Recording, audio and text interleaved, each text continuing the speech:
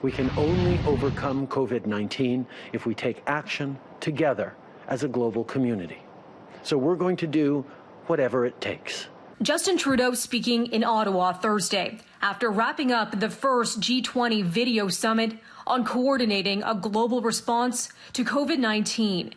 Leaders releasing a joint statement following their 90-minute call, saying they're strongly committed to presenting a united front against this common threat.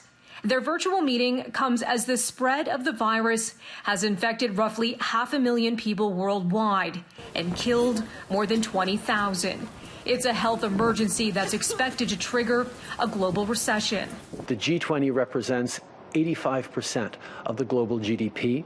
We know that we have the capacity to stave off and to positively impact the economy at this time of significant stress. The Prime Minister says he and his G20 counterparts talked about the need to help vulnerable countries, specifically nations in Africa, where there are fears of widespread outbreaks.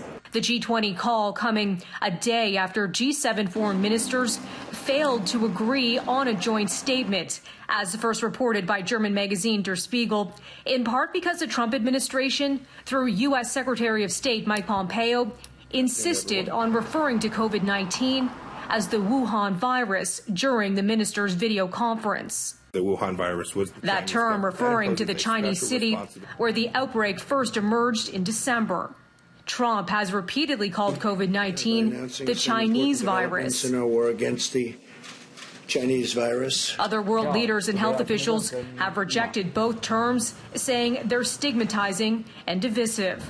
Ahead of the G20 summit, that looked an awful lot like conference calls people here in Canada and around the world are having working from home.